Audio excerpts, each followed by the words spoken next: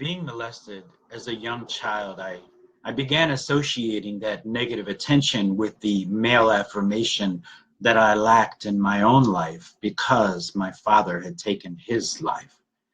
By 8 years old, I realized that the more feminine and more different that I acted, the more attention I received. I figured I must have been born in the wrong body. I actually began to long for my molesters to give me that male affirmation, that negative attention that I so desired. By the age of 13, I had overdosed on drugs. By the age of 14, I was a homeless runaway. I was taking female hormones. I was prostituting my body on the streets of Philadelphia. And at the age of 14, I was also HIV positive. Living in a world where children are recruited, what I now know to be molested, into this dark movement, and then becoming a recruiter, yes, a molester myself. I found that the HIV virus does not hinder any of this activity that's going on. I didn't come from a Christian home, but my mother, by nature, would not accept me as a woman. Thank you, Mom.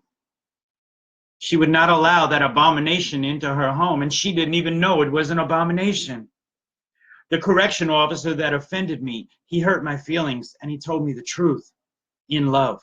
He expressed God's love to me by offending me with the truth, because the truth is offensive to those who deny it and do not live in it.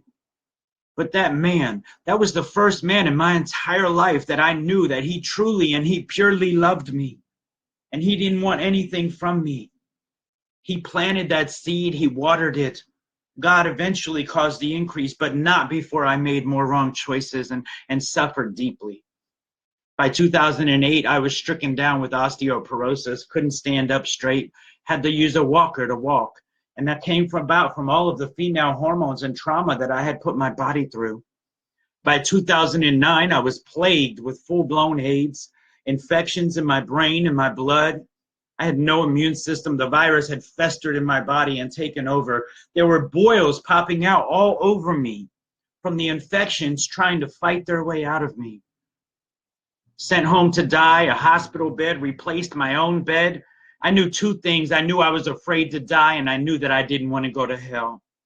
I picked up the word of God, and the very first verse I read was Romans 1:27, and it told me that not only was I living sinfully, but I was living unnaturally, and I was in direct opposition to God's will and his very intent for creating me. I cried out to God. I prayed. I believed. I repented. And he heard my cry. I woke one morning with an unbelievable peace and a joy within me, my moment of grace, everybody. And even among the excruciating pain that I was in, I finally knew what rest truly meant. I knew at that moment that I was no longer afraid to die and that I wasn't going to hell. And I begged God. I said, Lord, please just take me home, because I do not want to go on like this any longer. Please, I pleaded with him to please end my life. But I did ask him one thing. I said, Lord, through my death, may you be glorified.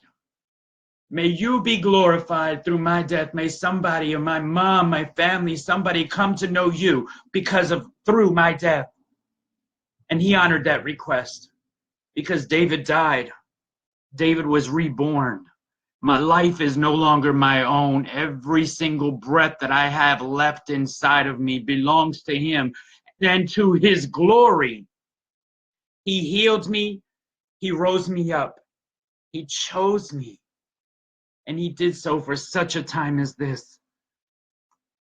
Please don't love people to death.